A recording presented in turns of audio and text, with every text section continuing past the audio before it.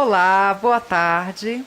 Hoje nós estamos com um tema um pouco diferente da linha que a gente vem falado, mas algo muito enriquecedor. Vamos falar um pouquinho de saúde, saúde bucal. Vamos falar de terapia oriental. Muita coisa interessante aí para a gente conversar nessa tarde. E para iniciar esse debate, estamos aqui com a doutora Diana Santos. Tudo bem, doutora Olá, Diana? tudo bem, Kalina? Doutora Diana Santos é cirurgiã dentista, não é isso? Isso mesmo. Legal, vai contribuir aí com a gente, com várias dicas, inclusive, para o nosso dia a dia. Né? Muita coisa interessante que a gente conversou. Luiz Daré, boa tarde, tudo bem? Boa tarde, Karina, tudo bem? Então você é um terapeuta oriental. Isso. Você vai explicar pra gente um pouquinho o que é isso. Eu vou até abrir para vocês falarem um pouquinho da atividade de vocês, tá? É assim. Mas, antes disso, boa tarde, dona Laíma Maia. Não, Conte. não, dona. Não, é a primeira vez que ela fala dona, assim, Gente, como mas assim? é porque eu tenho que inventar, senão fica chato. Todo dia falar a mesma coisa. Então, boa tarde. Cada tema a gente aprende e a gente consegue conectar coisas que às vezes a gente acha que não tem nada a ver e na verdade tem tudo a ver. Então é muito importante a gente pensar nessa congruência. Eu acho que isso talvez seja um plano de fundo de tudo que a gente vai falar isso hoje, então não percam. Se vocês quiserem contribuir, enviar dúvidas, sugestões, quiser participar, o chat já está aberto. Vamos aproveitar aqui os nossos especialistas e vamos sugar, né, Kalina? É isso aí. Gente, antes da Diana, como a doutora Diana começar a falar com a gente, eu gostaria de entender o que é essa terapia oriental. Tá. Bom, terapia oriental é acupuntura e terapias orientais. Que essa acupuntura é uma técnica ligada à medicina chinesa. Né? Na medicina chinesa são muitas técnicas que elas são designadas assim, terapias orientais. Né? E a acupuntura é uma delas. Né? Então, a minha especialidade é acupuntura e terapias orientais. Legal, legal. Inclusive, o tema do programa hoje é mente e corpo formam um sistema só. Que é algo que a gente já vem falando e hoje a gente vai comprovar isso. Porque conversando tanto com a doutora Diana quanto com o Luiz Daré, né, eu percebi o quanto tudo está conectado. Né? A gente já vem falando, a neurociência vem falando sobre isso, né, que mente e corpo são um sistema só. Esse é um pressuposto da programação neurolinguística e hoje a gente teve uma comprovação maior ainda e o nosso público vai poder acompanhar.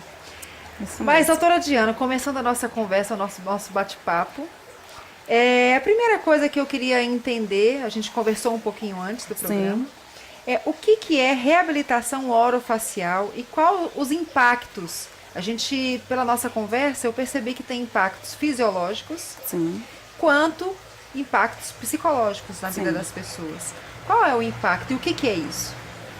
Então, como você bem colocou no início, né? Hoje existe integração, mente, corpo e saúde como um todo. Nós não podemos nem devemos desvincular a saúde oral, a saúde bucal do resto do sistema. Então, hoje, a harmonização orofacial, ela vem tratar tanto do equilíbrio mastigatório, de todo o sistema estomatognático, que compreende dentes, boca, bochecha, língua, face, como um sistema estomatognático. Então, quando esse sistema está em equilíbrio, você tem como favorecer tanto o seu lado fisiológico, desde uma mastigação bem feita, uma trituração bem feita dos alimentos, que vai favorecer uma boa digestão e absorção dos nutrientes, que vai nutrir o nosso corpo. Como também um sistema estomatognático que vai tratar da musculatura facial, do sorriso, e dando a você uma vontade, um desejo de estar sorrindo, de se mostrar feliz, de poder externar, através desse equilíbrio de boca e face, do que você tem de melhor, que é a sua alegria e o seu sorriso. Então está tudo interligado. Não tem como eu tratar só a boca sem olhar o rosto, sem harmonizar esse rosto. Essa é a ligação que existe, a harmonização oral e facial, contribuindo para todo um sistema também, que é o nosso corpo. Uma coisa que me surpreendeu na nossa conversa é que quando a gente pensa num dentista, a gente pensa numa pessoa que vai tratar os dentes, obviamente, mas nós conversamos e o seu tratamento ele vai muito além. Sim. Você tanto cuida da parte da saúde bucal quanto da parte estética também. Sim. né? E é meio que assim, acho que isso é uma descoberta recente, né, da odontologia, mas deveria já ser uma coisa antiga, porque você está tratando, né, o rosto. Sim. E o impacto de uma falta de um dente, ou não sei como é que é, você vai poder explicar melhor pra gente, traz impacto aí para todo o sistema, né? Como é que Sim. seria isso? Isso mesmo, sim. Hoje em dia o dentista não tem mais aquela visão, não tem mais aquela atenção exclusiva no dente ou na falta de um elemento dentário exclusivo no sorriso. Hoje em dia ele trata, eu procuro ver o paciente quando ele chega, olhar o todo, como é que ele chegou no teu consultório, qual o estado dele, quais são as doenças que ele traz consigo, independentemente de se falar em boca. Então, como você colocou aí, a perda dentária realmente é uma situação em que isso vai prejudicar a autoestima do paciente, vai prejudicar a inserção social dele, o convívio social dele, como ele vai se dirigir às pessoas com timidez, sem timidez. Então, hoje em dia, o impacto social e psicológico na vida de uma pessoa que ou não está tendo condições de ter uma mastigação adequada, ou não está tendo condições de externar seu sorriso, vai contribuir sim para uma baixa autoestima, que já vai mexer na serotonina, no cortisol dele. Então é importante a gente olhar como um todo. E é importante salientar também que muitas vezes o paciente procura o dentista, ele pensa assim, dentista, ele liga a dor, canal, anestesia, barulhinho de motor e a odontologia não tem mais essa cara. Ela continua desenvolvendo esse tipo de ação terapêutica, mas ela hoje vai muito além disso. Ela vai tratar, devolvendo ao paciente essa inserção e essa alegria de viver mesmo. Cuidando não só da boca, da função, da parte fisiológica da mastigação, mas como também da questão psicológica do paciente e emocional. Devolvendo essa inserção que tanto nós buscamos, né? Todos buscam. Nós conversamos na nossa conversa, você abordou outros aspectos, não só a perda dentária, mas às vezes eu conhecia como faceta, né? Você vai trazer uma outra informação aí pra gente. Pessoas que às vezes têm um dente fininho, ou têm vergonha de sorrir, né? Eu conheço pessoas que têm vergonha de sorrir. Não é porque falta, não tem nenhuma falta, mas é porque não tem uma estética tão legal, né, nesse sorriso, e a pessoa fica acanhada, e isso gera até uma timidez, que essa timidez talvez tenha iniciado lá na infância por conta porque ela tinha medo de sorrir, vergonha de sorrir. Isso vai acarretando, né, consequências para a vida adulta. A pessoa fica mais retraída, ela tem dificuldade de se comunicar porque ela não se aceita, ela não se sente bem com aquela situação.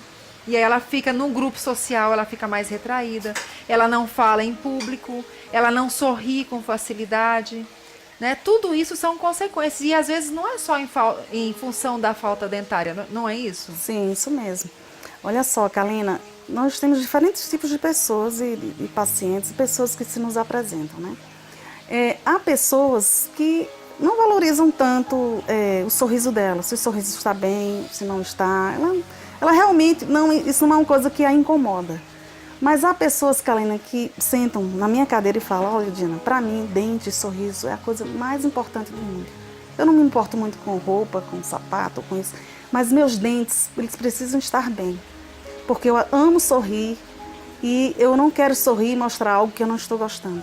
Então, realmente, isso é uma coisa que vai de pessoa para pessoa. Mas o sorriso é a expressão do que tem por dentro de você, da sua alegria, do seu bem-estar.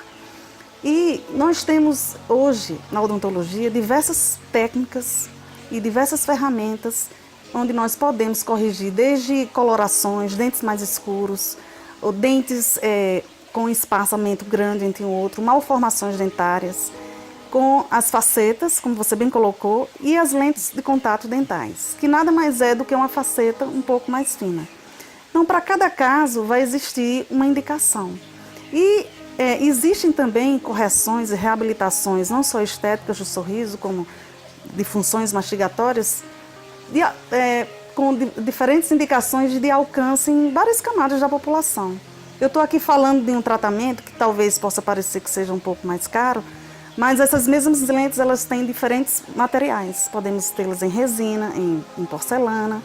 Podemos fazer reabilitações bacanas e bem bonitas e modernas, um sorriso jovem, com um formato bacana, se utilizando de próteses dentais também, próteses até totais, a dentadura conhecidamente, né? Então, na verdade, nós temos como restabelecer um paciente, tanto em sua função como na estética, de uma forma que vá ter um alcance financeiro, digamos assim, em camadas da população diferente, entendeu? É uma coisa que é bem bacana e muitas vezes o paciente, ele está lá na sua casa, ele está querendo fazer algo diferente pelo seu sorriso e ele acha, não, eu não vou porque isso aqui vai ser dispendioso, eu não vou ter grana para pagar isso. Na verdade, nós temos diversos tratamentos que são capazes de restabelecer, sabe, essa função, essa mastigação, essa estética e essa alegria de sorrir. Conheço pessoas que amam sorrir, que elas naturalmente gostam de sorrir, são pessoas alegres, mas que realmente se intimidam ou vão sorrir, colocam a mão na boca. Quantas e quantas pessoas a gente conhece? Está ali alegre, uma pessoa alegre, feliz, vai sorrir e põe a mão na boca, porque tem vergonha. Ou seja, é uma limitação, né? E como você falou, acaba essa pessoa sendo desinserida do meio social, ela não tem essa liberdade de chegar por conta dessa limitação. Então, sim, isso ocorre. E é possível corrigir.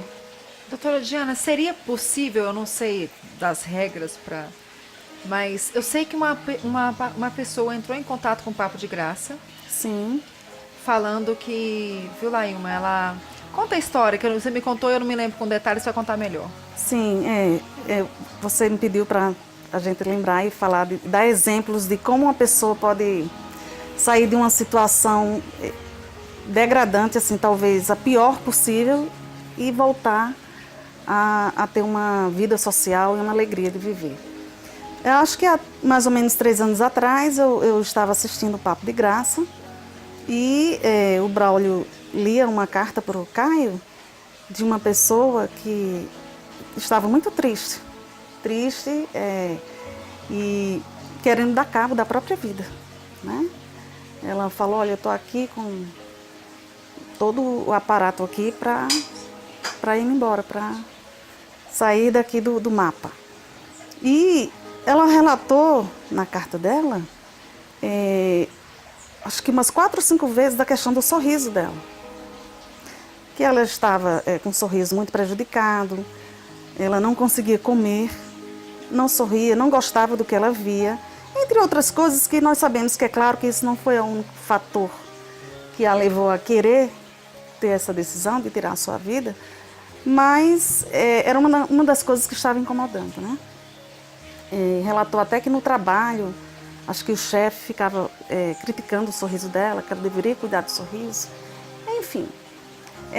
Então eu pensei o seguinte, eu estava vendo... a situação era realmente degradante? A situação dela era degradante mesmo, ela realmente não tinha função mastigatória nenhuma e nem a estética realmente bem desfavorável. Então nós tivemos a oportunidade de trazê-la aqui para Brasília, né? Ela morava onde? Ela morava no Baixo Indaial, Santa Catarina.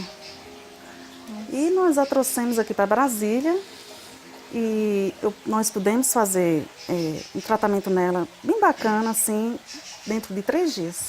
Olha, nossa. Inclusive até com implantes. Eu consegui, através de um amigo meu, João Marcelo, nós nos juntamos, né?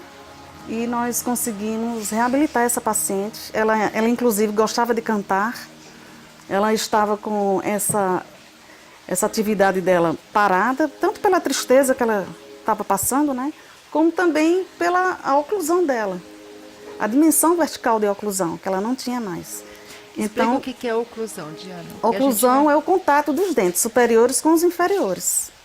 Quando você está com a oclusão prejudicada, ou porque você perdeu dimensão vertical, que é a altura que nós temos com a boca fechada, com os dentes em oclusão, ou seja, os dentes em contato.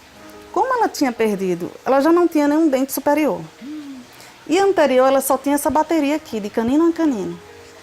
E ela é uma moça nova, ela tinha 39 anos na época. Então, o fato dela ter tido essas perdas dentárias fez com que a dimensão dela, que é essa altura aqui, diminuísse, que é o que faz com que a nossa pele fique flácida aqui e a gente perde todo o volume facial. Mas não prejudica só essa parte estética, prejudica a fonação, prejudica a mastigação, é todo um contexto prejudicado. Então, ela estava com a voz dela modificada, a dificuldade de cantar, porque ela tinha perdido essa dimensão vertical. E foi, assim, muito bacana o que a gente conseguiu fazer, porque eu pensei, bom, se for por causa de dentes, ela não vai morrer, não. Vamos tentar dar um jeito, por causa dos dentes, não. E mesmo que esse não fosse o único elemento que estivesse fazendo com que ela tomasse essa decisão, a partir deste elemento, ela poderia mudar. É o primeiro passo, né? E o primeiro passo ela tomou ali, quando o Caio falou, olha, levanta, joga tudo isso fora. Então ela levantou. O segundo passo que ela tomou foi aceitar o nosso convite de vir para Brasília, tentar dar uma melhorada no sorriso dela. Então ela precisou ter essas duas atitudes, né? Em favor dela mesma. E foi muito bacana o que aconteceu, para mim foi uma grande experiência, né? E eu pude estar com ela 3 dias, ela ficou na minha casa, foi hospedada na minha casa. Conversamos bastante sobre a vida, sobre as coisas. Nesses dias também, reconciliações entre ela e os pais aconteceram através de telefone. E foi bem bacana e nós pudemos devolver esse sorriso para ela. Ela ficou linda, ela ficou assim, com um aspecto de 15, 20 anos mais nova. Olha. Depois eu passei a me comunicar com ela voltou a cantar, né? A gente deu um trato também, a gente deu aí, como disse, um braulio, um tapa no visual. E foi muito bacana essa experiência.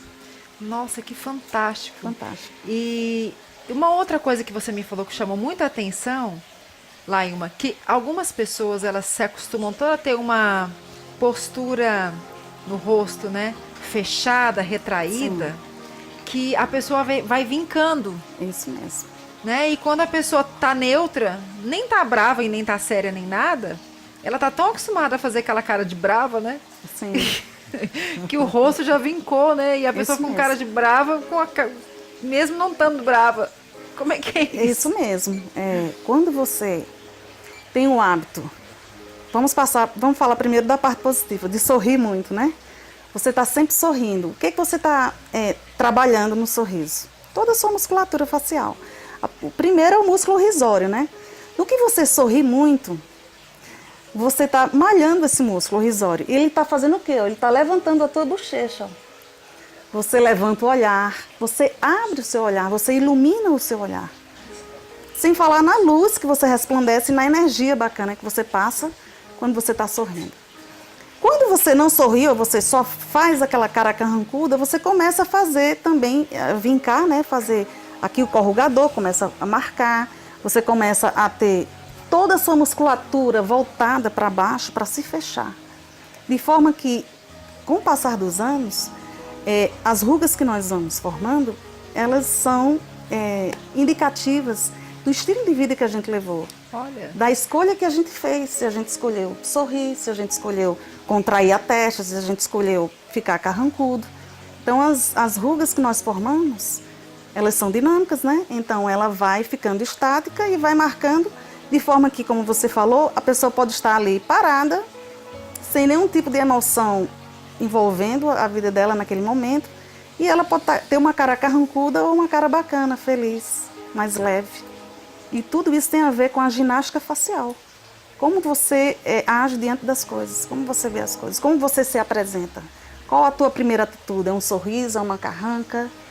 Entendeu? Muito legal. Abrindo um parêntese aqui, uma das coisas que a gente fala nos nossos treinamentos, que a gente tem uma empresa de capacitação de pessoas, a gente trabalha Sim. muito dentro do âmbito organizacional, é que a gente se arruma de manhã para ir trabalhar, certo? Sim.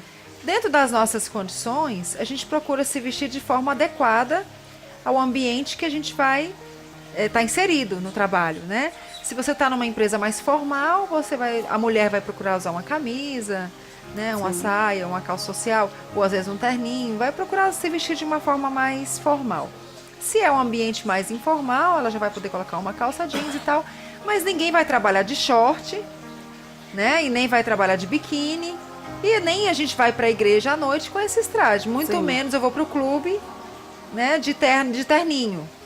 Né? Porque a gente tem um código dentro da sociedade que tem a ver com a cultura organizacional dos lugares que a gente frequenta, e que a gente vai querer aderir àquele lugar, né? Conforme as regras ditas, mesmo que sejam regras que não estejam claras, explícitas, que sejam regras implícitas. Só que a gente nunca para pensar na roupa que eu vou vestir de atitude. Né? Não adianta nada eu me arrumar toda de manhã, colocar minha melhor roupa, às vezes até fazer uma maquiagem, colocar um brinco, mas eu não pensar na atitude que eu vou ter perante os meus colegas de trabalho, perante a minha chefia, ou perante as pessoas, os meus clientes, enfim. E é muito legal você colocar isso, porque é uma coisa que a gente está sempre dando ênfase. Sim. Sabe, porque às vezes a pessoa até gasta dinheiro comprando roupas, né? Roupas até caras, só que não adianta. Se não trabalhar a atitude. Se não trabalhar a atitude. E a atitude ela é refletida principalmente aqui. Né? A atitude tem que conversar com o vestuário. É uma conversa. Na verdade, até as nossas escolhas de roupa, até a forma que você escolhe, como você vai se cuidar, o que você vai pôr, é uma conversa entre a sua atitude e o seu espírito. A sua roupa conversa, normalmente. Isso é muito legal. É bacana. Muito legal. E aí você falou pra gente da ginástica do sorriso, eu achei fantástico, porque nos nossos treinamentos de call center, Sim. né, Laíma vai poder falar melhor. Fala sobre isso, Laíma, do falar sorrindo. Qual a diferença que faz? Sim, não, a tonalidade da voz, ela influencia na emoção, no estado emocional de quem está envolvido ali naquela conversa. Então, quando nós falamos com sorriso mesmo, a voz sai diferente, a entonação da voz sai diferente, é igual a postura. E a gente sabe, né? Se alguém está conversando com você sorrindo ou bravo. Isso, se a pessoa Mesmo está que seja no carrancuda do telefone. outro Mesmo lado sem ver, por telefone, eu acho que é até mais forte.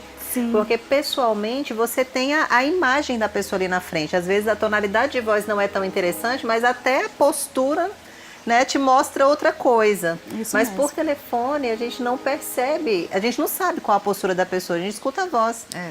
E essa atitude de sorrir muda completamente a entonação da voz. E o cliente certeza. sente isso do outro lado. É o estado emocional que tem no envolvimento, no relacionamento. Isso mesmo. Né? Isso faz toda a diferença. Faz, aí pegando o seu gancho.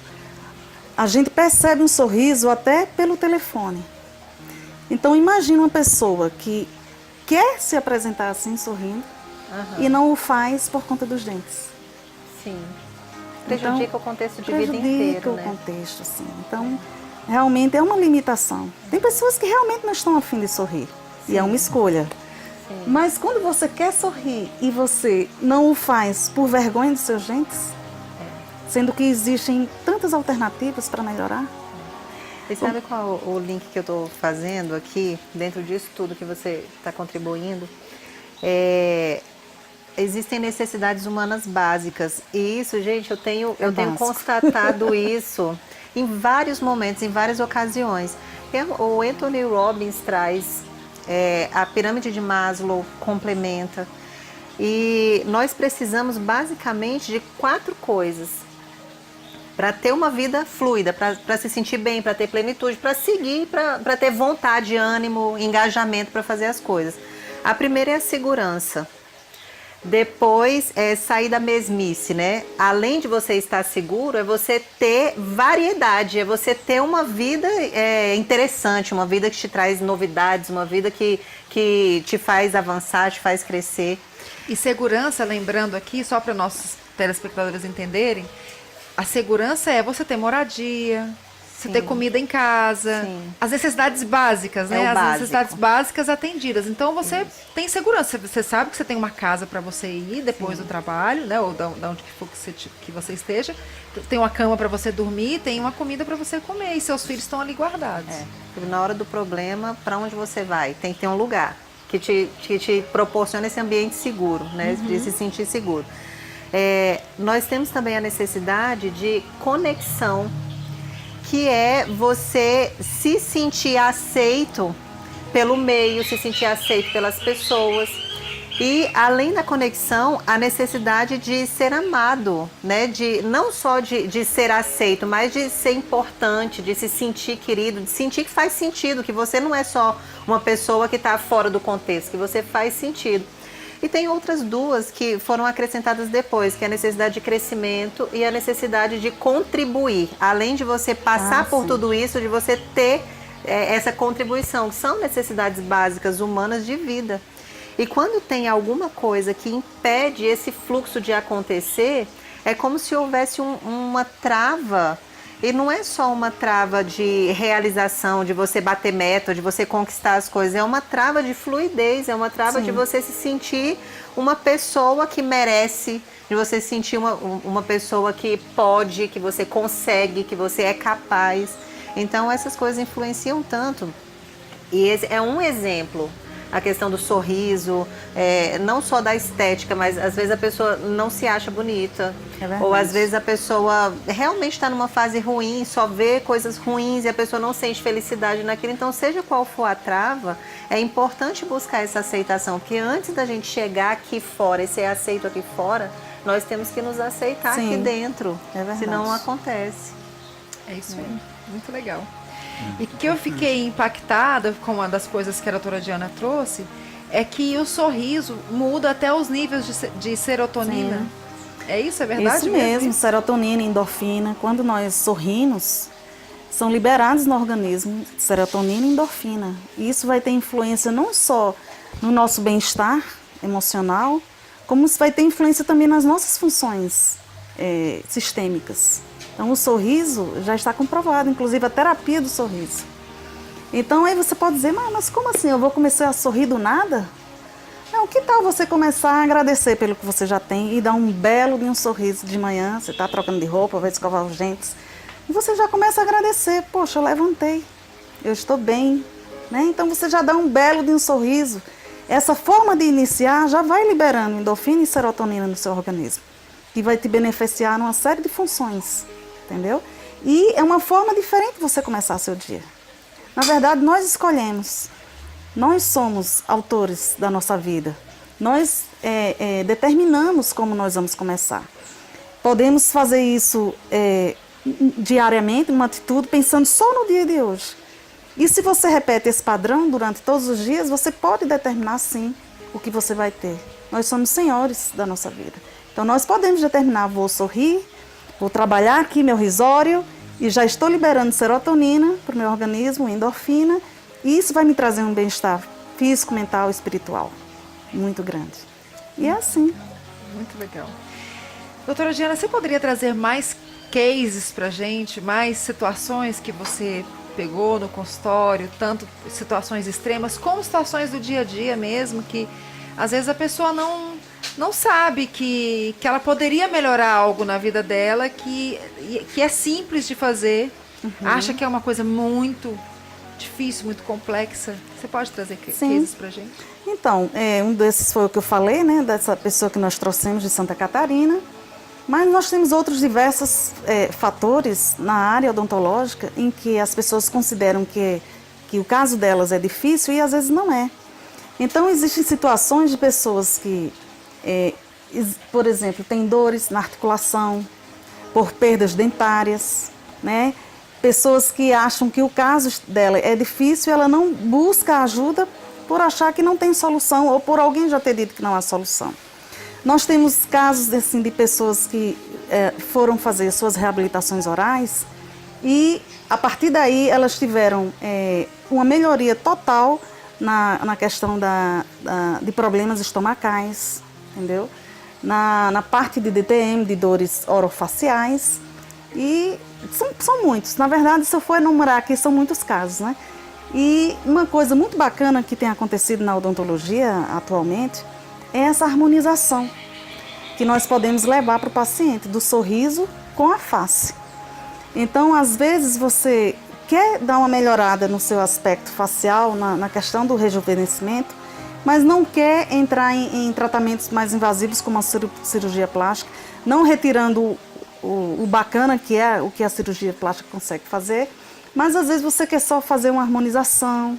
Então, tem inúmeros casos de pessoas que eu recebo que depois que eu devolvo para ela a parte da oclusão, a parte da mastigação, das funções como um todo, e todo o sistema estomatognático, a gente dá um volume facial com um preenchedor, né?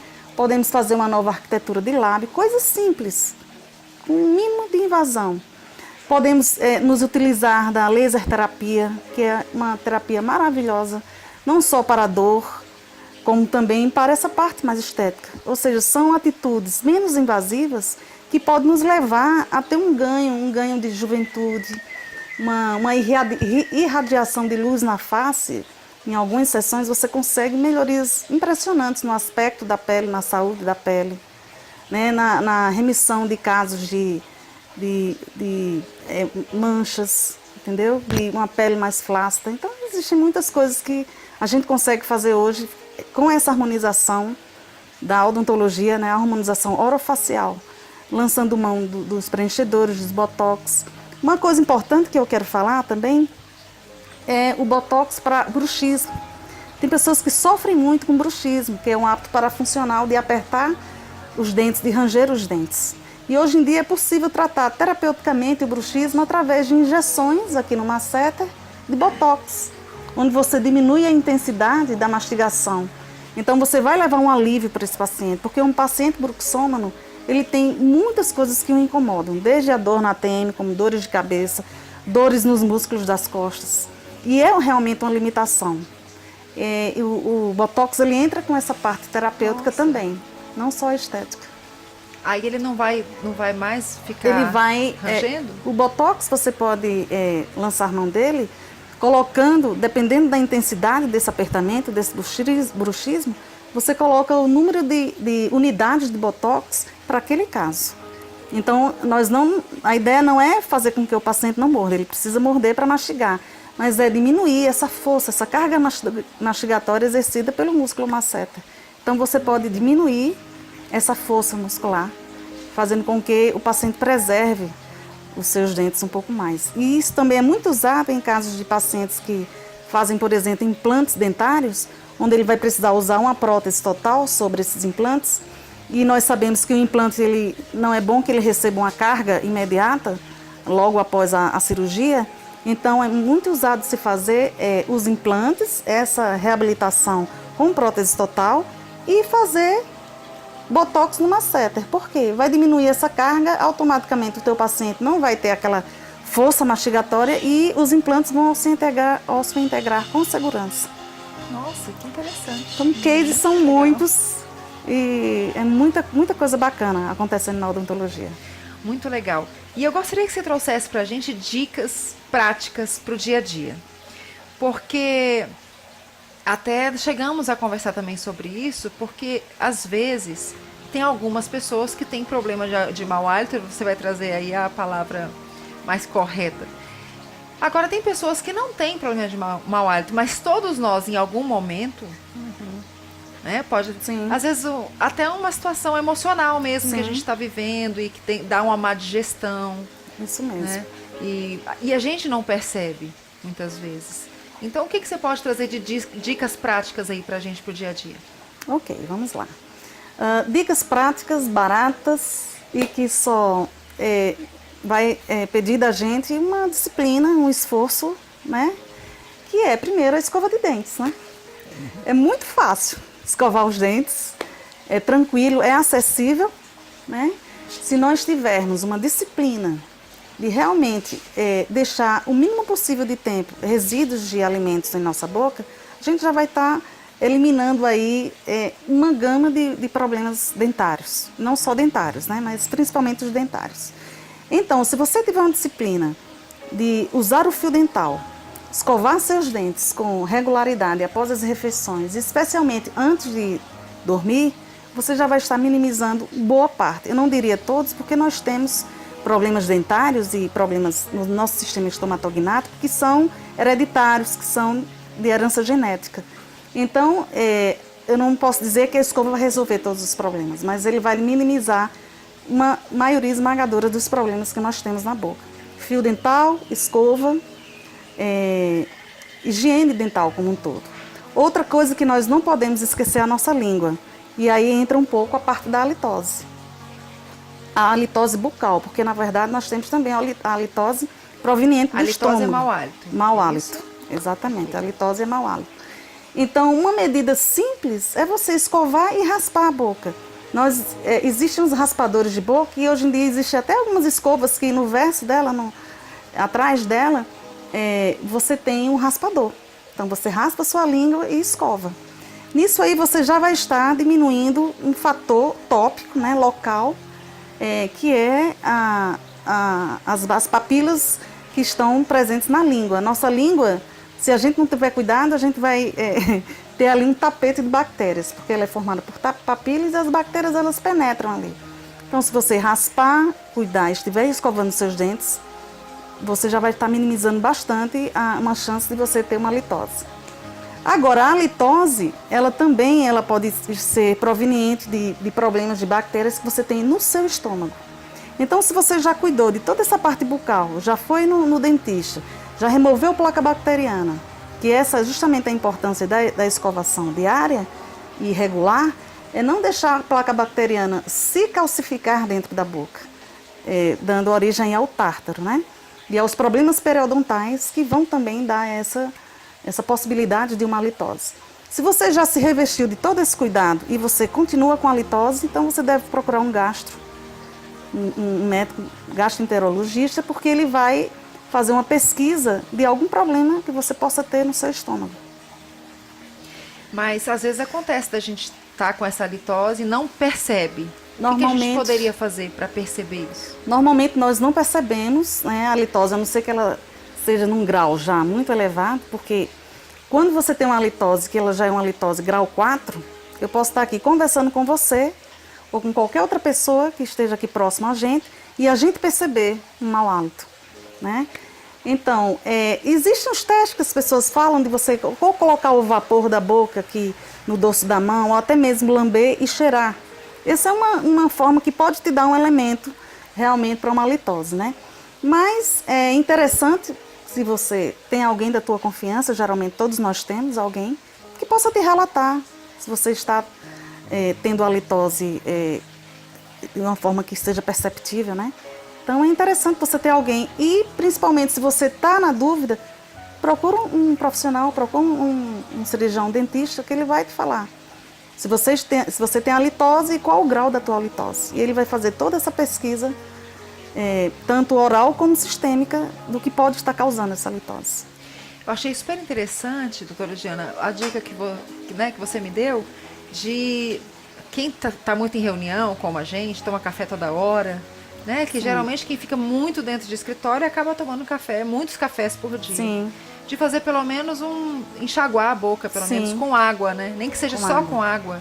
Logo após o café. Porque o café é cigarro. E os dois juntos são terríveis. Não só terríveis, eu estou falando assim, em termos de halitose, né? Um cafezinho é bacana, o brasileiro ama, né? Mas o café, e se tiver associado ao tabagismo, os dois juntos, eles vão fazer uma espécie de fermentação, né? E inflamação também na boca e em toda a mucosa, né? Então, eu tenho uma dica muito boa que eu costumo dar para os meus pacientes. Se você acha que você pode estar com halitose, você pode espremer metade de um limão num copo, colocar ali um pouco de água e tomar. Porque o limão, apesar dele ser ácido, ele vai alcalinizar tudo. E ele combate odores. O limão ele é maravilhoso para isso. Gargarejos com água rabelo. O que é água rabelo? Água rabelo é das antigas, né? Uma água. Meu pai adorava, ele usava água rabelo em tudo. Mas a água rabelo hoje em dia ela é maravilhosa para ser usada também como bochecho, né? Oral. E isso você compra aonde? Em farmácia? Em farmácias. E há muito nas farmácias de produtos naturais. A água rabelo ela é muito usada, né?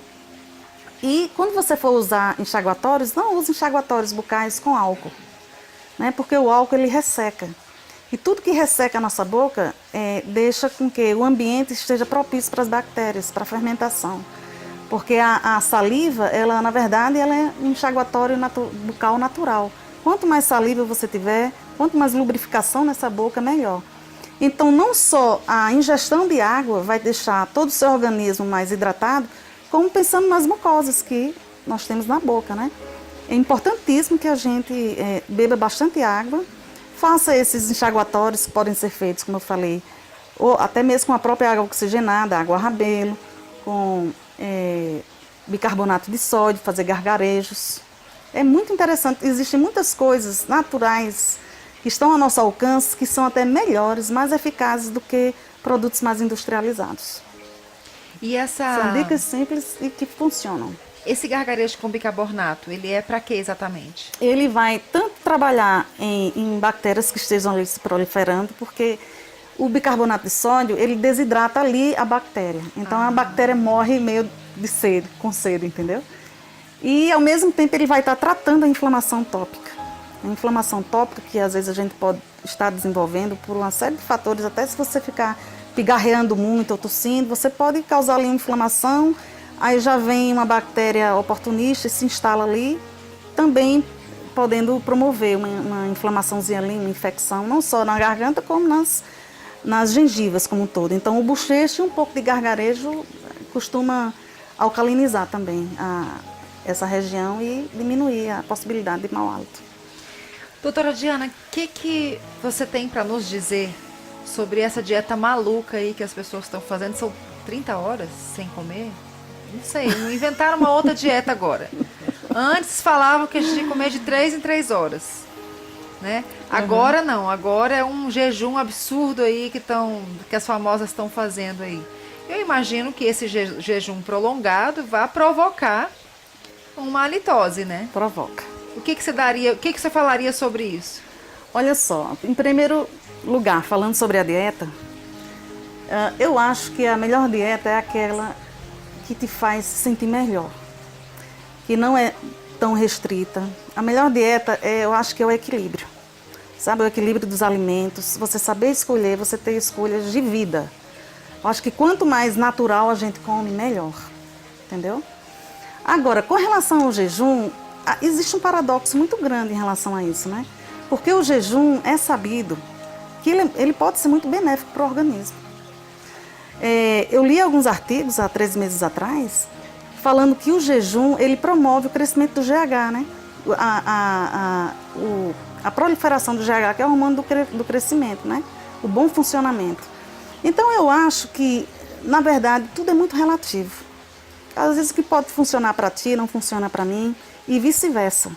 Existem artigos que vão validar esse tipo de conduta, de fazer jejum intermitente. Existem outros artigos que vão falar exatamente o contrário. Então eu acho que o bacana é você saber equilibrar as coisas. Tem pessoas que se dão muito bem com jejum intermitente, né? Tem pessoas que não se dão bem, que vão passar mal. Então busca o equilíbrio, né? Você tem que ver o que você está querendo com aquele jejum, né? Agora, o que acontece quando você faz um jejum prolongado? Quando você faz um jejum prolongado, você deixa o seu nível de insulina baixo. O nível de insulina baixo, o que é uma coisa interessante, vai fazer com que você queime suas reservas de gordura. Se é que você está interessado nisso, né? Em queimar suas reservas de gordura. Então, no que você queima, está usando a sua gordura como combustível para você fazer todas as atividades, inclusive estar aqui conversando, o coração batendo. Quem está em jejum com insulina baixa, está usando o seu depósito de gordura para esse fim. Com esse uso da gordura para esse fim, você vai liberar o que nós chamamos de corpos cetônicos. Os corpos cetônicos, eles vão gerar um mau hálito. Eles vão gerar uma boca um pouco amarga, e eles vão dar um mau hálito, que é justamente o que está sendo liberado no seu organismo. Então, primeiro, você deve saber se você...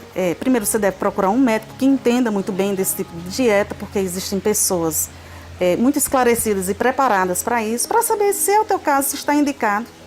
E se, por acaso, você realmente for fazer um jejum desse tipo, prolongado, de 30, 16, 20 horas, existem vários protocolos para isso, você pode lançar mão de tudo que eu falei aqui antes, para minimizar essa litose. Água com limão, que já vai direto para o estômago, né? Gargarejos, limpeza da boca, higienização com fio dental, raspar sua língua, tudo isso vai minimizar essa litose que vai acontecer por conta dos corpos cetônicos gerados no jejum prolongado. E o leite magnésico? Adorei a dica. Também muito bom, porque ele vai melhorar a acidez do estômago, né? Ele é bom também não só para gastrite, né? Porque a gastrite em si, ela também pode dar litose. né? As bactérias, H. pylori, tudo isso pode dar. E ele entra como neutralizador da acidez. Mas que tanto que seria tomar? Como é que seria, assim, como é que a gente tomaria esse leite de magnésio? O leite de magnésio, ele vai tratar essa acidez tópica ali no estômago, entendeu? Você pode tomar para amenizar a ardência que você tem. Se você já sente que você está tendo muito refluxo, porque o refluxo gastroesofágico é um fator também que pode dar litose. Quando você tem um refluxo, aquele conteúdo ácido do estômago, ele vai e se precipita na boca. Que inclusive, vou puxar aqui, antes de finalizar a resposta, falar que quem tem refluxo gastroesofágico, que é a azia, né? Isso constante na sua boca, ele desmineraliza o esmalte do seu dente. Há pessoas que têm todos os dentes destruídos pela ação do refluxo que vem de um pH bem mais ácido para um pH que não é tão ácido, que é a boca. Então isso, apesar do dente ser um tecido duro, isso vai ter uma influência. Então quando você toma o leite de magnésio para melhorar essa acidez, você está melhorando, está evitando um refluxo tão acidificado, está evitando com que essa acidez venha para a sua boca como uma halitose. Então, nós voltamos aqui agora com o Luiz Daré, que é o terapeuta oriental, e que vai trazer aí os benefícios da acupuntura, o que é exatamente a acupuntura, qual o objetivo dela, qual o objetivo das pessoas que te procuram e quais são os benefícios que a acupuntura traz para a gente. Sim. Então, acupuntura. Acu quer dizer ponto. Puntura é o ato de picar, né? Então, é um tratamento oriental, quer dizer, chinês, né? Que trata a pessoa pela puntura de pontos pelo corpo. Esses pontos, eles se localizam nos trajetos de canais de energia que nós temos no nosso corpo. Todos nós temos no nosso corpo esses canais de energia que são ligados aos órgãos e vísceras. Então, através do picar, do estímulo desses pontos, se tratam de doenças e sintomas de diversos tipos, né? As pessoas que... Então ele pode trazer benefícios como tratamento comum a qualquer tipo de doença, um tratamento direto ou um tratamento auxiliar, né? Um tratamento auxiliar, um tratamento alopático, um tratamento de quimioterapia ou de radioterapia, para fortalecer o sistema imunológico, por exemplo, né? Acalmar a pessoa, equilibrar, deixar a pessoa mais tranquila. Tudo isso proporciona para a pessoa uma melhor condição de restabelecimento dos problemas de saúde. Então pode ser isso, como pode ser também o tratamento direto, né? As pessoas que me procuram são diversas formas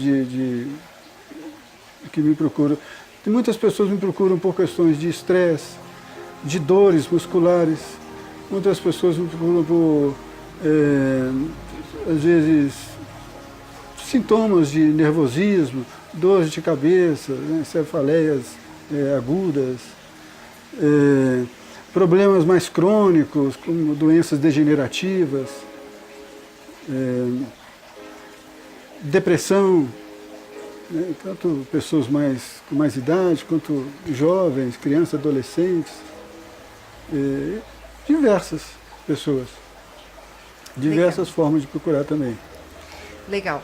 Nós falamos sobre constituição energética, né, e como que ela influencia no comportamento humano, né, o comportamento de cada pessoa, e que esse tratamento ele tem a ver com a constituição energética da pessoa. O que é exatamente isso? Tá bom, constituição energética, né? A acupuntura, ela tem muitas formas de se tratar com a acupuntura.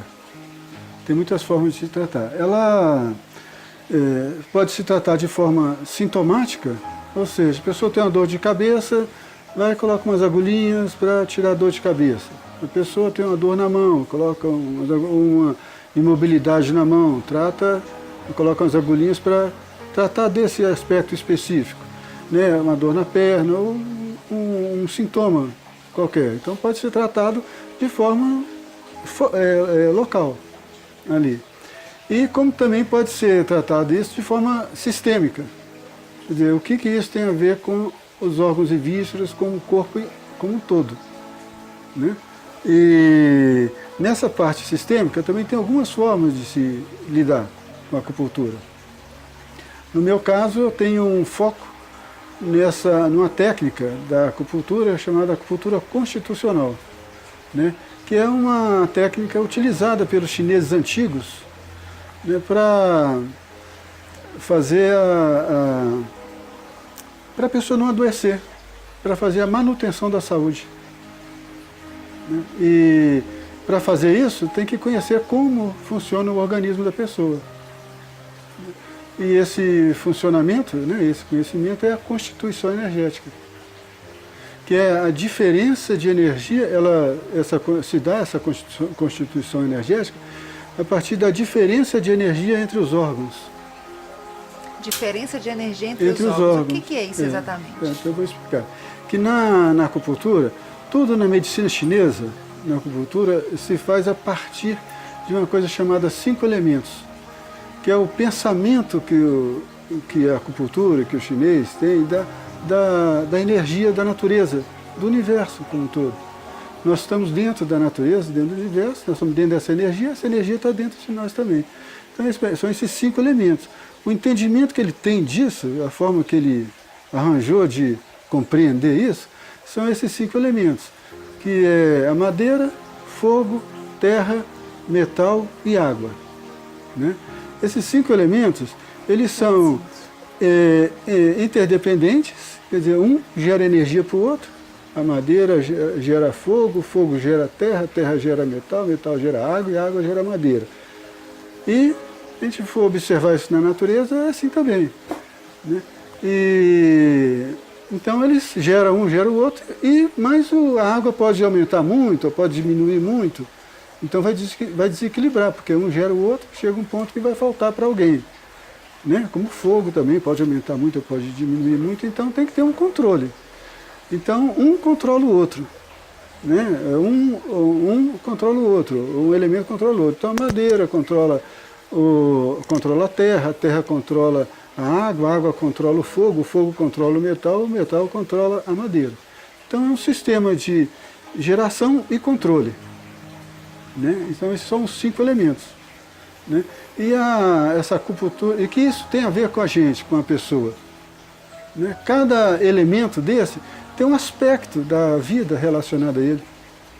Por exemplo, cada elemento tem um órgão, uma víscera relacionada a ele, tem um sentimento, tem uma cor, tem um som, tem um gosto. Cada um deles tem um aspecto relacionado a ele. Então são as relações entre esses aspectos, a acupuntura constitucional.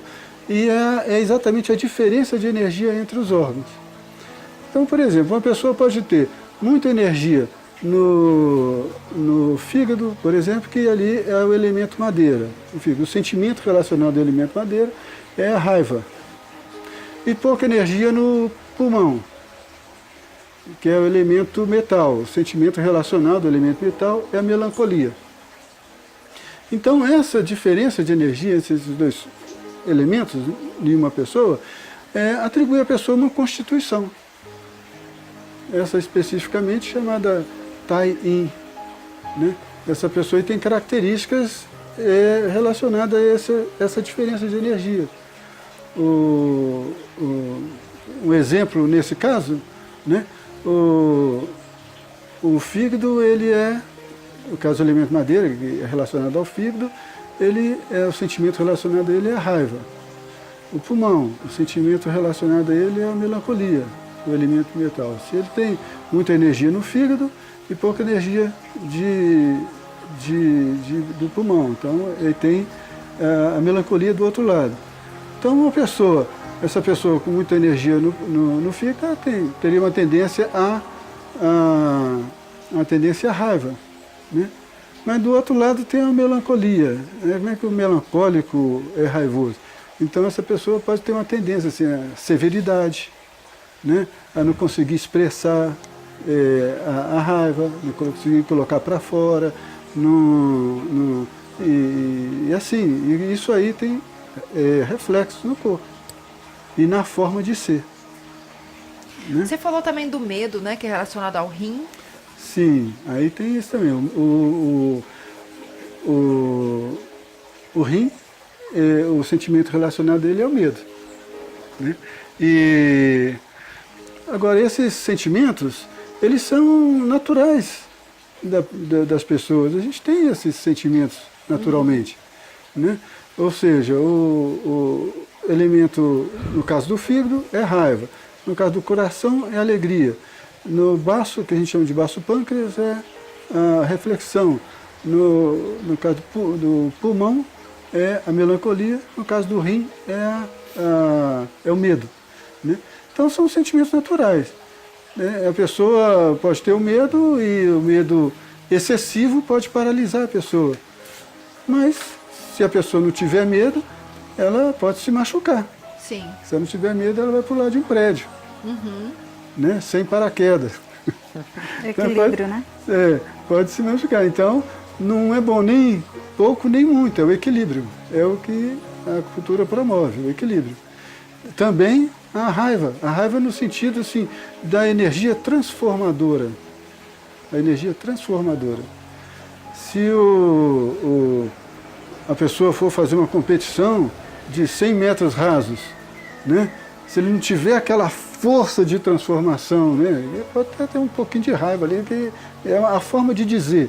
Uma agressividade do bem. Isso. Então, se não tiver isso, ele também não vai conseguir muito. Né? Mas se ele tiver muito, não vai ser bom para ele, que ele pode até não conseguir chegar. Né? Excessivamente. A pessoa com raiva não é bom para a pessoa. Mas a pessoa com a força de transformação assim, controlada é boa para a pessoa. Né? Ao mesmo tempo também a alegria, né? Todo mundo gosta, todo mundo quer. Eu gosto de momentos de alegria, gosto. Mas se a pessoa for alegre também, não vai ser boa para a pessoa. Né? Se for muito alegre. E se não tiver alegria também, olha, ninguém aguenta também. E isso também tem reflexo no organismo da pessoa. Né? A reflexão. Se a pessoa tiver um excesso na reflexão, ela vai ficar viajando muito, ela vai ficar pensando muito nas coisas e não vai andar. Não vai agir. Mas se não tiver também uma reflexão, vai fazer as coisas sem pensar. A melancolia também é natural. Né? Se a pessoa, às vezes tem momentos que a gente tem alguma melancolia. Né? É natural. Se a pessoa não tem nenhuma, ela não vai saber uma relação com a vida saudável, né? E se tem muito, também a pessoa tem uma tristeza, a pessoa muito triste também, não é legal para a pessoa e tem reflexo no organismo. E como também o medo, né, como foi falado. Então esses elementos, são essas relações de energia entre os elementos, que se fazem a constituição. Aí quando se faz o equilíbrio constitucional, o equilíbrio constitucional é assim, a relação deles é um tem muito, outro tem pouco. Isso é hereditário, a pessoa já nasce assim, já herdou do pai ou da mãe. Então, qual que é o tratamento? Diminui o que tem muito e aumenta o que tem pouco. Então, isso promove um equilíbrio. Aí esse equilíbrio é chamado de equilíbrio homeostático. É a capacidade que o organismo tem de se autorregular. Então, quando a pessoa vai se aproximando do equilíbrio, aí as funções orgânicas da pessoa e como um todo também, os sentimentos, a forma da pessoa, tudo vai melhorando, vai se harmonizando. Ok, quando você falou sobre essa visão sistêmica, né, eu tô com uma dor, sei lá, eu tô com um problema no fígado e aí eu te procuro pedindo ajuda. Você falou que você pode tratar localmente a dor ou você pode ver com uma visão mais sistêmica de saber o que está desencadeando aquela dor. E isso tem a ver com as nossas emoções e sentimentos também, certo? Certo. Por exemplo, a pessoa quando me procura que tem um problema no fígado, normalmente a pessoa não sabe que tem um problema no fígado. Às vezes, sabe, quando vai fazer um exame e apresenta gordura no fígado, alguma coisa, não sabe. Mas normalmente a pessoa não sabe, a pessoa chega com outros sintomas, dor nas costas, dor de cabeça, dor nos olhos, algum problema nos olhos, as articulações, né? As articulações, então, são sintomas que têm a ver com o fígado, com a condição do fígado, né? Então, quando essa pessoa me procura, nós temos que tratar dentro da parte sistêmica, dentro da parte local, pontual, da parte sintomática, aliviar as dores da pessoa. Às vezes a pessoa tem dores, tem que procurar aliviar as dores da pessoa, mas ao mesmo tempo trabalhar dentro da parte sistêmica. E essa parte sistêmica vai envolver o equilíbrio entre os órgãos e também as questões emocionais, né, que estão relacionadas com isso. Emocionais e o pensamento também. Exatamente. E o pensamento também, exatamente. Porque o pensamento, né? O pensamento, a pessoa pode, deixa eu ver como eu vou colocar isso aqui, juntar essas partes, né? A pessoa procura, então, vamos dizer, com uma dor nas costas, né? Uhum. Vou dar um exemplo, tá? Um caso clínico.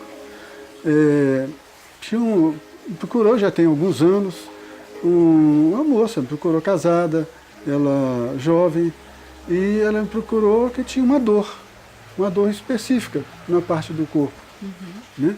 E ela já tinha procurado tratamento, já tinha algum tempo, já tinha mais de ano que ela estava procurando um tratamento local, assim, e não conseguia respostas, não tinha diagnóstico, e não tinha assim, um remédio que tirava aquela dor, nem o porquê da dor.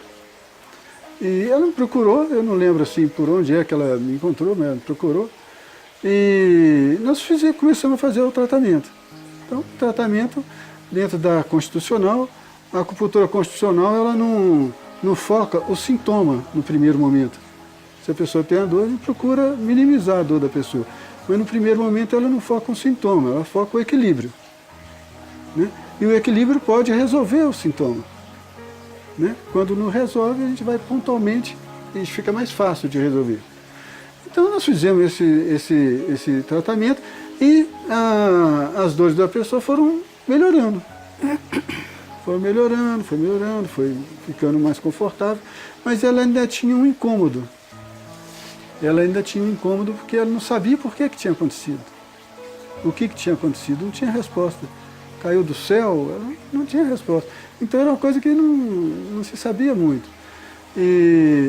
Então quando a gente faz promove esse equilíbrio, né? E esse equilíbrio ele se dá onde? Ele se dá na célula. Não tem outro lugar para equilibrar, é na célula, né? Nós estamos formados de célula, é na célula. Quando as células vão entrando em equilíbrio, elas vão entrando em harmonia uma com a outra. E elas começam a se comunicar mais harmoniosamente, né? Tem uma sinapse mais harmoniosa. E isso aí pode promover para a pessoa insights, né? A pessoa está ali, às vezes quando a pessoa vai lá fazer a acupuntura, já entra num relaxamento profundo, e a pessoa pode dormir, normalmente a pessoa dorme. E nisso aí ela tem um relaxamento profundo. Muitas vezes a pessoa está buscando alguma coisa e tem um insight, porque relaxou, tem um insight. Aí depois de um tempo, né, uns 2 meses que ela estava tratando, já estava bem, ela lembrou o que tinha acontecido. Ela falou para mim: Luiz, eu lembrei o que aconteceu. Então ela tinha ela era casada, ela tinha uma empresa e ela tinha uma sócia que tinha um parentesco com o marido, né? Ela gostava muito do marido, mas ela tinha algumas coisas com a sócia. E ela falou que numa reunião ela levantou bruscamente da cadeira e bateu a quina da mesa no pubis. Bateu. E ela, para não demonstrar que estava com dor, que essas coisas, ela foi no banheiro e segurou aquela dor, voltou, conversou normalmente e esqueceu daquela dor. Esqueceu daquela dor. Então, toda vez que ela tinha alguma situação, assim, eu menstruava e tudo, aquela dor voltava com muita intensidade. Olha. Esse lugar. Então, Curioso, né? ela não... Só que ela não sabia. Ela não sabia. A origem da dor. Não sabia. Quando ela lembrou, ela já tinha melhorado. Mas quando ela lembrou, ela resolveu, ela se curou naquele momento. Quando ela lembrou o que era. Ela se curou, que ela foi resolver objetivamente o que havia, a situação. Ela foi resolver o assunto dela lá com a sócia. Ressignificou, né? Ressignificou, exatamente. Então você me perguntou sobre essa questão do pensamento, né? Então tem essas coisas, assim, a pessoa quando coloca o pensamento, ela pode provocar um problema em algum órgão, uma forma de pensar. E também o desequilíbrio do órgão pode mudar o pensamento de uma pessoa. Por exemplo, no caso do fígado, é muito comum a pessoa se prepara, vai falar alguma coisa e tudo assim, mas quando fala, ela acha que está falando calmamente, mas ela está falando, às vezes, de uma forma forte, né? Às vezes uma palavra, assim, usa a palavra de uma forma forte, às vezes sem querer, né? E a influência do desequilíbrio do órgão. Olha que Né? engraçado. A influência do desequilíbrio do órgão. Então, Estranho, tanto o órgão pode desequilibrar uma pessoa, promover um desequilíbrio no pensamento, quanto também um pensamento, uma pessoa pode desequilibrar um sistema de órgãos e vícios da pessoa. Eu achei tão interessante. Estou pensando aqui porque a gente trabalha muito com coach, com programação neurolinguística, e tem um conteúdo que aborda exatamente o comportamento da seguinte maneira, que um pensamento gera um sentimento e o sentimento gera um comportamento. Só que, na verdade, assim, o que você está trazendo para a gente, Luiz, é que é mais ainda do que o comportamento, que além de gerar um comportamento, geram consequências estruturais, de saúde, Exatamente. geram outras coisas no sistema, né? Gente, interessante isso. E o que eu fiquei muito impactada foi com o que você falou sobre a cura. Né? Como é que a cura se processa? Porque não tem como falar em cura se você não mudar seu padrão de pensamento. Posso dizer isso? Eu acredito que sim. Eu acredito que sim. Porque a cura, olha, por experiências na acupuntura, tem um princípio. Quem se cura é a pessoa. Porque como é uma medicina energética, a energia da pessoa. Eu trabalho com a minha energia e a pessoa trabalha com a energia dela. Eu vou auxiliar a pessoa a mobilizar a energia dela, mas quem se cura é ela, porque a energia é dela. Porque o que precisa ser feito para mudar a energia, a pessoa que tem que fazer. Então ela se cura. E ela não tem, quanto mais ela se apropriar da sua saúde, se empoderar do seu processo de saúde, é melhor ela conhecer o seu processo de saúde, de como ela funciona, é melhor, porque então ela passa a conhecer. Ela passa a conhecer, passa a saber por que é. E nesse sentido, quem se cura é a pessoa. Gente, agora deu um branco. Você estava falando da Tem decisão da pessoa de Tem se curar. um pressuposto da PNL, eu queria até comentar contigo, que fala que toda experiência tem uma estrutura. Ou seja, eu tenho um hábito, eu vivo uma experiência, eu aprendo com aquela experiência. Bom ou ruim, eu vou aprender alguma coisa. E aí, a partir disso, eu vou ter um padrão de repetição de comportamento.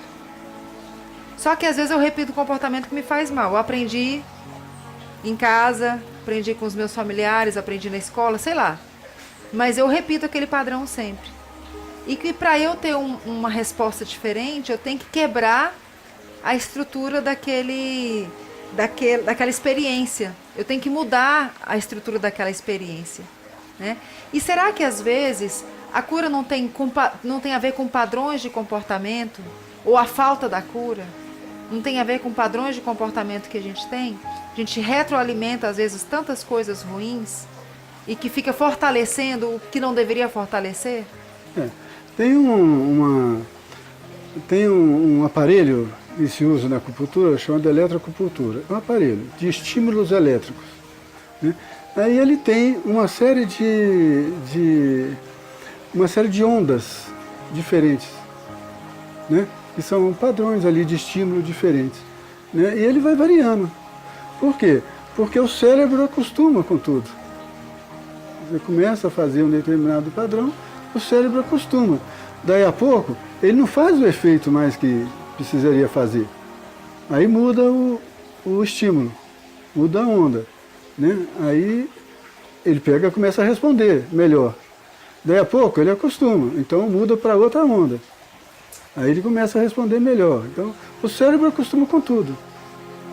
Então a Diana mesmo falou aqui sobre o sorriso, o costume com o sorriso, que é isso, a pessoa pode promover aquilo que quer. Né? Porque se ele se acostumar a ser rancoroso, vai ficar rancoroso, é mais difícil da pessoa se transformar. Então são costumes, realmente, que a pessoa tem que trabalhar. São decisões. São decisões. Eu fiquei bem impressionada com uma coisa que você falou, que quando uma pessoa te procura, se ela está com dor e com uma raiva. E se ela sair sem dor, mas continuar com a raiva, você falou que tem mais ganho a pessoa que dissipa a raiva e que talvez não trate toda a dor, mas que melhore, que a tendência vai ser aquela pessoa ter um ganho. Assim, a acupuntura ela não diferencia muito a parte emocional da parte física, né? Quando nós nos alimentamos, o alimento, quando chega no sistema de órgãos e vísceras, nós chamamos de sistema Zhang-Fu. Ele é processado. Quando é processado, ele é uma energia. É a energia que faz a gente falar, faz a gente sentir, ver, se movimentar, faz a gente ser. É a mesma energia que um sentimento, que uma palavra, né? Então, essa energia, ela é da pessoa, a gente acostuma. A gente acostuma com aquilo que a gente está fazendo. Até com a energia ruim, né? Até com a energia ruim. A gente acostuma. Então você tem que promover o sistema. No caso do equilíbrio, você o que faz? Quando entra o equilíbrio, você harmoniza. Deixa eu fazer uma pergunta rapidinho. Então, você falou que geneticamente cada pessoa já tem a sua estrutura. Já tem. Só que pelos hábitos, pelos pensamentos, pelos comportamentos, às vezes até inconscientemente a pessoa acaba se energizando de coisas que não são benéficas, coisas que não são boas, e isso geram consequências. Então essa energia a pessoa já tem, ela pode equilibrar, mas ela recebe essa energia e ela gasta essa energia durante a vida dela, em todos os lugares. É isso, a pessoa, por exemplo, você falou lá do fígado, do pulmão, por exemplo. Um tem energia maior, o outro está com menos energia, mas isso foi o comportamento da pessoa, foi o pensamento que fez com que essa energia ficasse assim. Não, é isso? Não, e no caso, isso é hereditário. A pessoa já veio com esse padrão energético. Uhum. São padrões energéticos, a pessoa já nasceu com esse padrão energético. De ter menos energia num órgão, mais energia no outro. Não é que um órgão é melhor do que o outro, ele só tem menos energia e mais energia. Já vem com esse padrão energético. Então, no caso, então tem que equilibrar esse padrão energético. E equilibrar, nesse caso, não significa que a energia tem que ficar a mesma, significa que a pessoa tem que voltar para a essência dela. Não, equilibrar é o seguinte, onde tem muita energia no fígado, então você cede ao fígado. Sim. Onde tem pouca energia, nesse caso, nesse exemplo, no pulmão, você tonifica o pulmão. Uhum. Aí a relação entre os órgãos, ela fica equilibrada. Uhum. Né? Então isso harmoniza a energia da pessoa. Entendi. Então tanto o pensamento, quanto a fala, quanto o ser da pessoa fica harmonizado. Entendi. Né? Uhum. Agora, esses padrões energéticos, eles mudam a todo momento. Uhum. Eles mudam a todo momento porque são influências do nosso ambiente. Uhum. Né? Então, como nós estamos dizendo aqui, por exemplo, uma emoção forte pode desequilibrar uma pessoa. Por exemplo, a pessoa recebe a notícia, fica muito triste. Isso pode declinar a energia do pulmão. A pessoa ficou muito eufórica com alguma coisa, ou começa a falar muito, estudar muito, sobrecarregar, e o pensamento pode desequilibrar a energia do coração. E isso cria algum problema para a pessoa. Sim. Ou a pessoa ter algum impacto, sofrer algum trauma e desequilibrar o rim, sim, através do medo. Então isso pode trazer algum problema para a pessoa também. Como também por parte da raiva, né? Então, mas quando está em equilíbrio, fica menos. Porque em qualquer momento, chega o inverno e um frio muito forte, as pessoas me procuram por conta disso, né?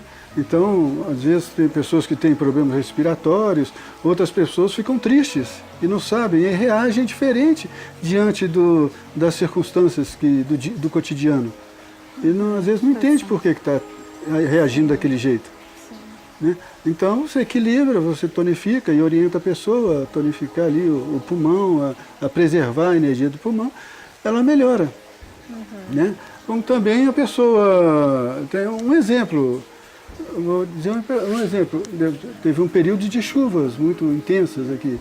Então uma pessoa me procurou, o marido dela já era meu paciente, e ela estava com crises de asma, bronquite e asma. E ele me perguntou se a acupuntura podia auxiliar, eu disse que sim, pode auxiliar. Ela me procurou, quando ela me procurou eu fui conversando com ela, fazendo perguntas. E na conversa com ela eu percebi como que é a casa dela. Né? Como que é a casa dela. Então uma pessoa que já tinha uma tendência para aquele tipo de alergia. Né? E a casa dela era uma casa assim, que tinha facilidade para umidade e mofo. Né? Que uma região muito úmida. E mofo. Então eu perguntei para ela, no quarto, no armário, é muito mofo e tudo. Então eu falei com ela, brincando um pouco com ela, falei assim, olha, você não precisaria gastar seu dinheiro com a consulta, né? Era só você não dormir com com o inimigo. No caso, o mofo. Né? No caso, o mofo. Então você, a partir de hoje, você dorme em outro local onde você se sente melhor na sua casa. No mezanino. Então você durma no mezanino. E aí semana que vem nós conversamos. Então ela passou a dormir no mezanino e resolveu o assunto. Não teve mais. Então, quer dizer, estava sob influência de um aspecto ambiental. Né? Porque a pessoa tem a parte assim do equilíbrio, mas a gente procura o equilíbrio é porque existe o desequilíbrio. Aí os desequilíbrios eles acontecem pela parte hereditária, pela parte alimentar, pela parte emocional, né? Pela parte dos excessos, excesso de trabalho, excesso de preocupações, e tudo, e pela parte ambiental. Né? Então sempre nós estamos equilibrados e aparece um frio, alguma coisa, desequilibra um pouquinho. Mas se a pessoa já está equilibrada, fica mais fácil de colocar no lugar. Ela já percebe com facilidade que desequilibrou. Se a pessoa tem um calor excessivo, aí fica mais fácil dela perceber quando está mais equilibrada. Ou tem uma circunstância emocional forte, ela percebe que é aquilo, quando a pessoa está em equilíbrio. Quando a pessoa se acostuma com o desequilíbrio, ela não percebe. Entendeu? Ela não percebe, ela está acostumada com o desequilíbrio, então ela não sabe o que é o equilíbrio. Interessante. Ela não percebe no seu dia a dia, no seu fazer, no seu pensar, o que é o equilíbrio. Então ela não percebe. Então acontece uma coisa, ela passa para outra, ela vai agindo de impulso. E vai sentindo também da mesma forma. Muito interessante. Aí quando começa a ter o equilíbrio, nesse caso, tem muitas formas de fazer, mas no caso da acupuntura constitucional, quando a pessoa começa a fazer nas primeiras sessões, ela começa a perceber a mudança, não muito, mas depois ela começa a sentir um bem-estar. Quanto mais ela vai se aproximando do equilíbrio, melhor vai sentindo um bem-estar. Bacana. Eu queria saber só uma última pergunta. Sim. O campo, a gente falou sobre o campo energético das pessoas. O campo energético de uma pessoa pode desequilibrar o campo energético de outras pessoas? Olha, eu entendo assim, de desequilibrar. De um certo sentido pode, mas da forma que a gente vê na acupuntura,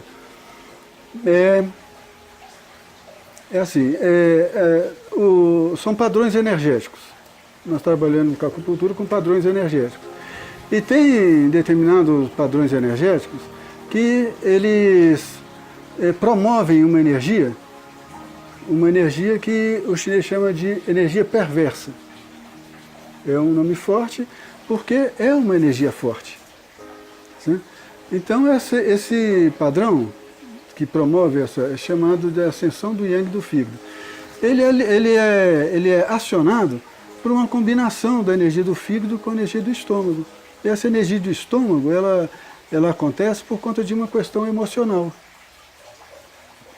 Uma questão emocional. Então, quando a pessoa sente tem essa combinação, então é sempre a partir da relação com o outro. Da relação, se é uma questão emocional, da relação com o outro. Né?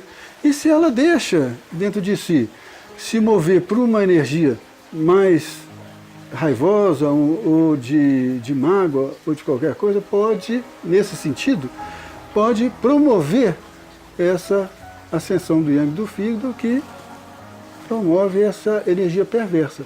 Essa energia, ela fica na pessoa. Ela fica na pessoa, ela não vai para o outro. Ela é só da pessoa. Só que ela é acionada, vamos dizer assim. Acionada na pessoa. No outro não tem influência na outra pessoa. É ela. E é uma energia nefasta para a pessoa. Ela é ruim para a pessoa. Que seria no caso da falta de perdão. Na outra pessoa vai acontecer se a pessoa também acionar. Mas se a pessoa não acionar, não fica na outra pessoa. Não acontece. É na própria pessoa. E ela acontece por um sentimento, né? O sentimento relacionado ao fígado é a raiva. Então é um sentimento de raiva e várias formas de se expressar a raiva. Tem gente que expressa, que coloca para fora, tem gente que não expressa, coloca para dentro, tem gente que contém. E isso aí vai gerando essa energia perversa e produz um padrão energético nocivo à pessoa. Né? E o único remédio capaz de mudar isso, na realidade, é uma coisa que eu evitava de falar. Eu tenho falado de um tempo para cá, uma necessidade mesmo, né? Mas que a única coisa que pode mudar isso é uma palavra que eu encontrei assim para que contém mesmo assim, acho que assim, o significado para mudar isso é a compaixão, que é a sensibilidade, a compreensão, né, com a dor do outro, com o problema do outro. A gente compreender. Então, ao invés de a gente ter um pensamento mais agressivo, ou de julgamento, ou de condenação ao outro, se a gente consegue fazer com a gente um pensamento mais compreensivo, quem sabe até um pensamento amoroso, o que fica na gente é esse sentimento. E esse sentimento não aciona a ascensão do yang do fígado, não promove a energia perversa. Então, é a forma da cura, da gente se livrar de doenças. Olha. É a forma da gente se livrar de doenças. Se a gente aciona, então esse é. Agora, quando a gente não consegue fazer isso e vai fazer, o que seja acupuntura ou qualquer outro tipo de tratamento, né, são remediações, na realidade é isso. Né? São remediados, abranda a situação e tudo. Mas se a pessoa não consegue uma transformação dentro de si para mudar a relação com o outro, o pensamento em relação ao outro, está sujeito a ser reincidente. Né? Então, dentro da sua pergunta, eu acho que a pessoa só aciona se quiser, mesmo sem saber. Sabe? Um sentimento ruim. Postura, né? É muito profundo. É uma decisão de postura. Verdade. Um sentimento ruim, uma coisa ruim. É muito comum a gente falar que a pessoa está carregada, eu fiquei assim. Às vezes acontece. Mas a gente só fica assim se a gente quiser. Sim, Né? sim. Se a gente se educar, para ter um sentimento, para ter uma relação com o outro melhor, a gente se protege. Então, compaixão é... Bacana. Compaixão é a capacidade de compreender o outro, de compreensão com o problema do outro, com a dor do outro. Passa pelo perdão isso aí, né? Perdão. Às vezes, quando chega uma pessoa, quando tem uma situação desse tipo lá no consultório, eu tenho falado assim com a pessoa: olha, nós vamos fazer o tratamento, aqui nós vamos procurar assim, equilibrar a energia do fígado, harmonizar, vamos fazer aqui a acupuntura constitucional, isso pode promover uma melhora para você, espero que você se recupere de tudo, mas eu vou te pedir uma gentileza, um dever de casa, uma gentileza, eu te pedir compreensão sobre isso também, que é o seguinte: você veja no dicionário o significado da palavra compaixão. Veja no dicionário e vê o que isso pode ressonar em você. O que pode trazer em você, onde você pode se colocar dentro desse significado. Né? Como você pode colocar esse significado dentro da sua vida, das pessoas que você se relaciona, né? Com as situações de vida, que o outro pode ser o trabalho, pode ser o governo, pode ser o filho, a mãe, a tia, o marido, a mulher. Né? Então, como você se relaciona? Então, eu estou procurando dizer assim para as pessoas. Né? Porque hoje é muito comum, um mundo muito competitivo, as pessoas muito competitivas, muito querendo para si, pensando em si. Né? Até mesmo situações dessas políticas, muitas pessoas me procuram dentro de um sentimento assim, de frustração, outros com sentimento de euforia, né? Mas todos ficam mal. Com certeza. Todos ficam mal. Não tem um bem, sabe, sem uma compreensão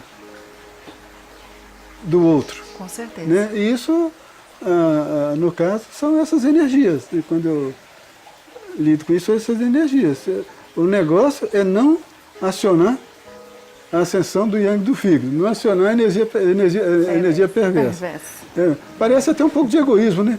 Eu vou ver bem um outro só para me preservar. Só para me preservar. Mas às vezes é uma realidade, Com né? certeza. Gente, nosso tempo acabou. Né? Eu vou fazer igual a Laíma faz nos treinamentos. Uma palavra. Não vai falar uma frase, não. Uma palavra para a tarde de hoje. Fala, Laíma. Aceitação. É só uma mesmo? Só aceitação. Doutora Diana. Já pegando o gancho, compaixão. E eu sou muito grata, gratidão também. Sou muito grata por estar aqui hoje. Luiz Tá Daré. bom. Vou pegar um gancho também. O sorriso.